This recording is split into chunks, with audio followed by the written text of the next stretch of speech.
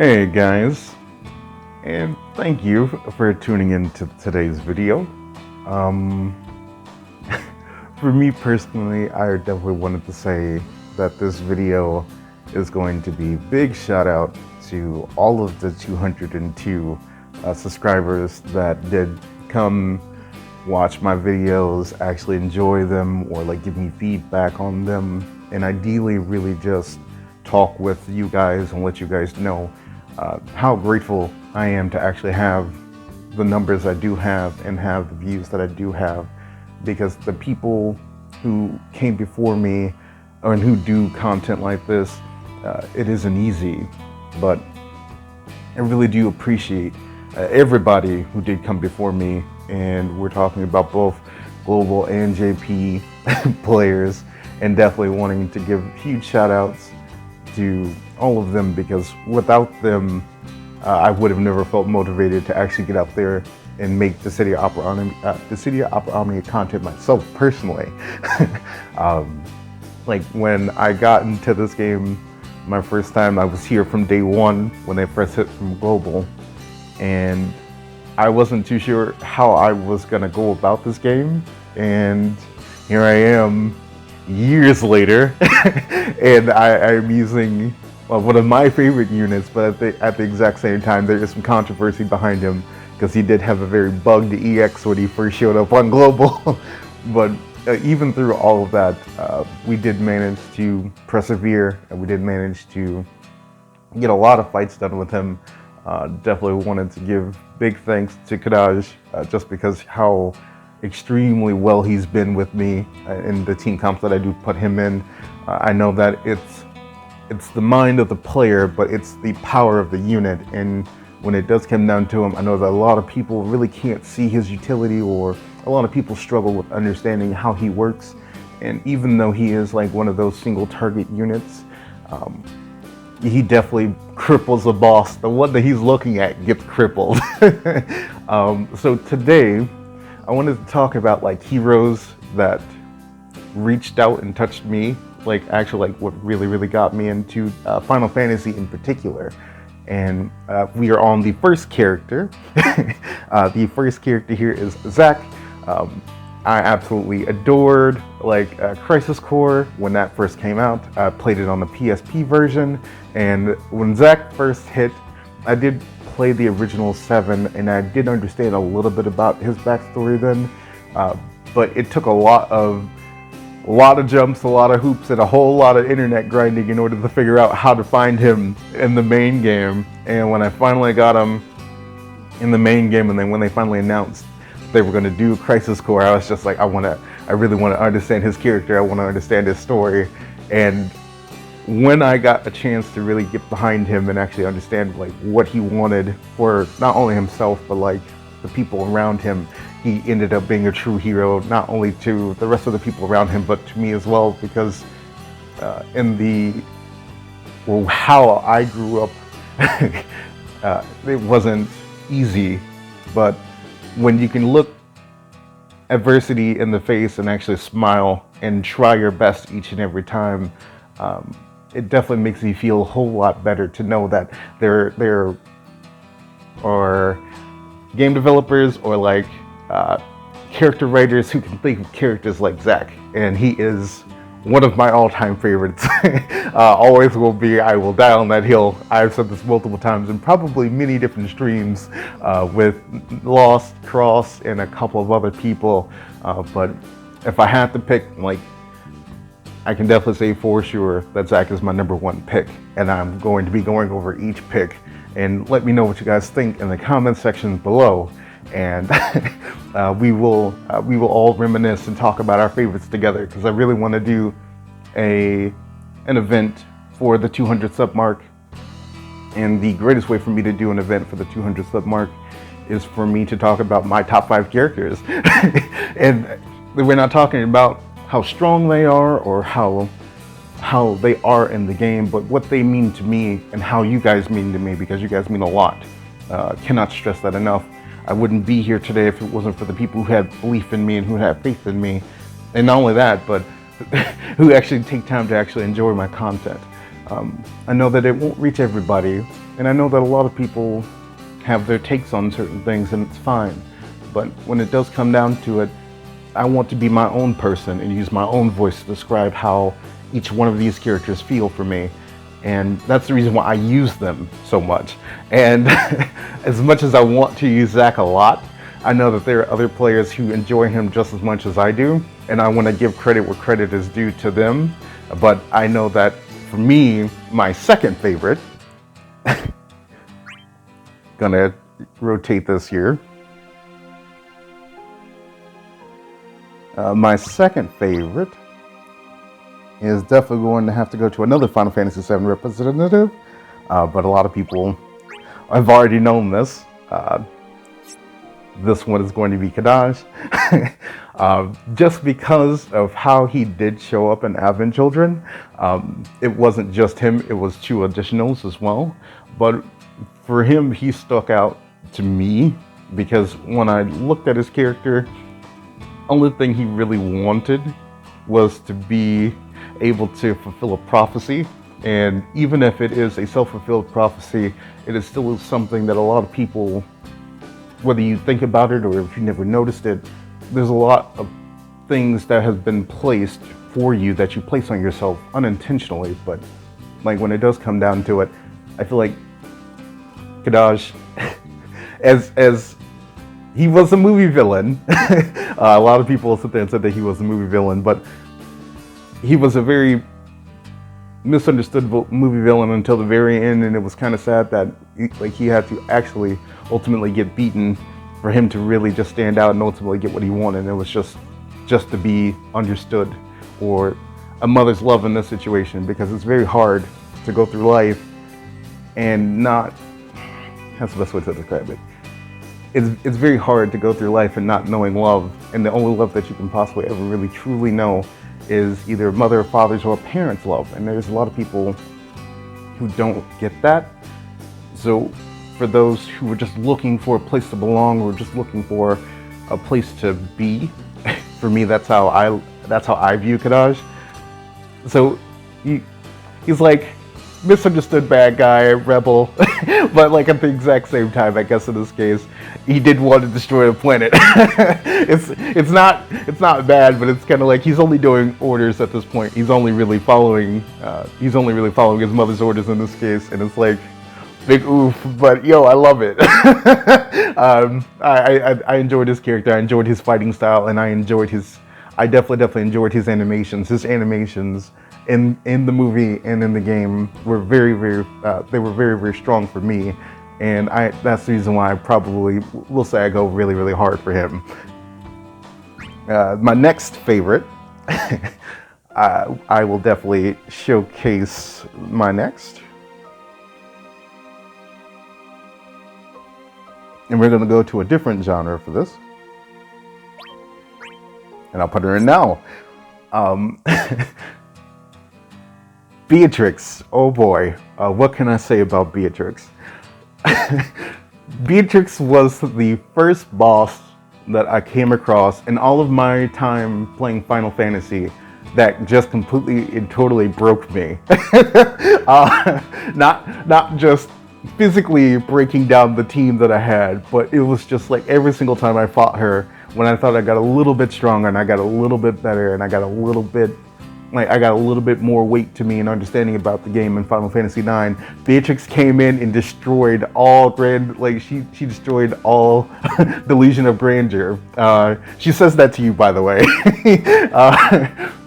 It's not only that, but it's like when it did come down to Beatrix, she was a very protective personality. When I actually got a chance to really understand her, when I was definitely showcasing her or using her in this game, like when she got announced as a global first, I honestly jumped up and down because I definitely enjoyed her a lot. Beatrix just does a lot for the team, and it's not just for the team, but she offers, like in this game, she offers like HP healing, she offers HP negation with Paladin's Veil. She does offer like pretty decent damage, and she has very good counter damage. now. Definitely now. But back then, like when we first got her, she definitely carried me. I would definitely say more than a couple of times she carried me through a couple of EX fights and definitely carried me through a few Cosmos. So she was a MVP for a long time, and I enjoy her. But going back to her Final Fantasy IX counterpart, she was very hard to beat, but man, when she joined your party, she was not having it. To be able to use Clim Hazard myself and just erase two enemies off the map, the first two enemies that you come across, it felt real nice. She was teamed up with Freya at the time, and it just felt really good to be able to just wreck shop with Freya and Beatrix working together. Even though that they started off as enemies, she ultimately came down to the conclusion that she was going to really protect Alexandria, and in order to protect Princess Garnet, so like she took that step forward, and she was willing to abandon what seemed like wickedness to protect what truly mattered to her.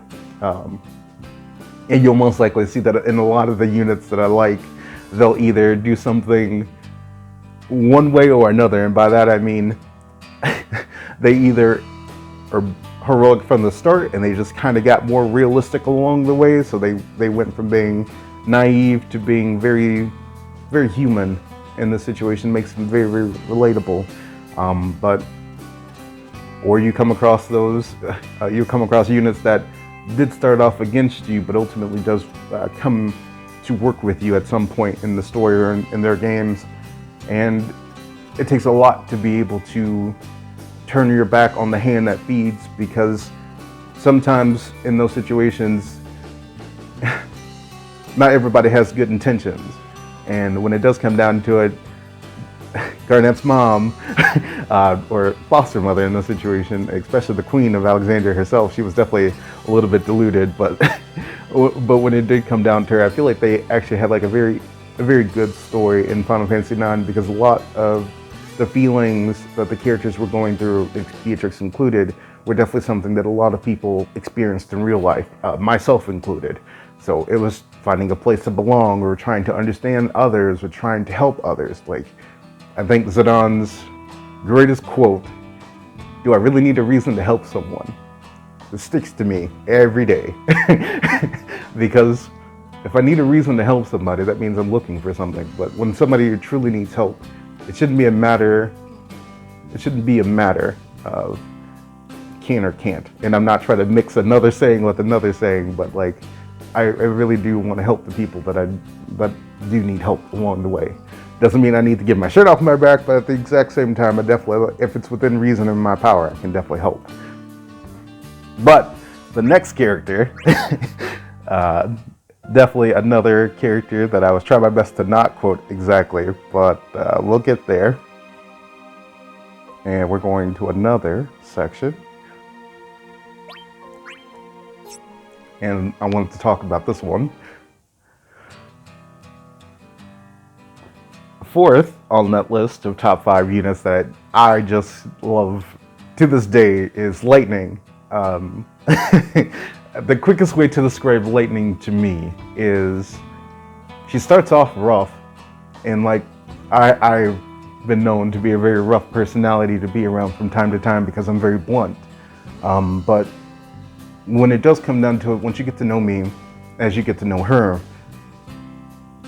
we start off blunt because we want to protect ourselves, but at the exact same time, we have to be open to the people that we hang out with, or the people that want to get to know us. Her case was definitely a little bit more brutish than mine, but when it does come down to her, Lightning is a very fantastic character just because she goes through so much and she takes on the world all by herself, and I found myself also trying to take on the world all by myself.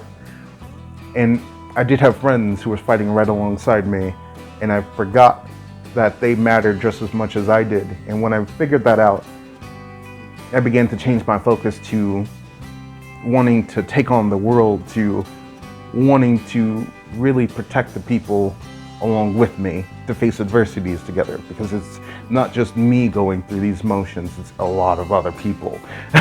and my friends are in trouble, I definitely don't mind mixing it up in order to help them out too. And it's not just like in a physical sense, we're talking about in an emotional sense and also a mental sense as well, because going through life alone is tough. And Lightning had to go through a lot of things by herself. And on top of that, she had to do a lot in order to protect her sister, Sarah. So it's like going from being a kid to being an adult within a snap of a finger. It doesn't give you a lot of room to grow, because you have to always be the adult. Like you always have to be the how so to put it. You always have to be like the most mature person possible, but you can't, at the exact same time, you can't let people see you cry. And it's like with Lightning, she was so strong all the time. She didn't know how to be weak. And when she finally broke down, and this was like right in close to the absolute end of Lightning's return, she ultimately figured out that isolation is a lot more scarier than being with people or just ultimately fighting. Because when your fight is done and you're by yourself and you're alone, the isolation is extremely, extremely heavy. And nobody should have to go through things alone, and definitely nobody should be isolated. So to ask for help means a lot, and it makes you a stronger person to ask for help than it does to just go without it. It means a lot, and her character means a lot, because this showed me that it's okay to ask for help. You shouldn't be afraid to ask. That's the reason I enjoy Lightning so much. Not only that, but she is the first, she's the first Final Fantasy character that when I first saw her, I was just taken away by her, just because she had very, very strong martial prowess. She was able to fight with the sword, and on top of that, shoot a gun really, really well. And for me personally, seeing her be able to backflip and shoot somebody at the exact same time, amazing. We'll never ever question that. And on top of that, she got the most badass summon of all time. She got Odin. I will never ever fight against a person who gets Odin as their summon. Odin is an absolute beast of a summon and has instant death attached to them. I will take it. Chance of instant death sometimes, but definitely instant death if you actually hit certain enemies right. So there is that. I absolutely enjoy it. So that is my fourth favorite. And we're going to come down to my fifth. And I know that a lot of people probably know me, or like who do know me, would definitely know which unit I'm going to go for. But I kind of want to be like spot on, so I will be like straight to the point. And when it comes down to my fifth unit, when Iroha got announced in the city of Aperania, I was kind of concerned at the beginning because I didn't know how they were going to bring her in and how they were going to have her characterized in this game. But I was not disappointed by the end result. Iroha has a lot of her abilities from Final Fantasy XI. If there's anybody who knows me knows that I love anything Final Fantasy VII related, Crisis Core related, Final Fantasy XI related, and 14 related. And if I have to give special shout outs is going to be to Type 0. So I'll definitely give Type 0 that one. But I played all Final Fantasy, but like Final Fantasy XI was the first, my first MMO experience of all time. And when I got to Rhapsodies of Vana'diel, Iroha storyline, to go through like her story, really shook me down to my core, because she would go to the ends of the earth for your character, and the character that she made is her master. She goes through a whole lot just to make sure that you're okay. I've experienced that once in my life with my own martial arts teacher. And for those who know me, I'm a martial artist. So I take very high pride in my capability when it comes down to not only offensive capability, but defensive capability. And Iroha, she just really went above and beyond as a character to really help you grow and help you become a better person, because it was a very, very dark time when she grew old enough to be able to really fight, and you helped teach her. But at the exact same time, she watched her own master fall to darkness, and it's like, for her to see that, she really wanted to do above, like she really wanted to go above and beyond to make sure that you never have to go through that fate. She has been reincarnated time and time again for you, and to see that, I don't think I'll ever love a character more than I love Iroha, because she goes through the absolute ringer for you as a player. I cannot say, like, I say nothing but praises when it comes down to Iroha. And even in this game, she's very, she has a lot of utility for not only just herself, but for the team.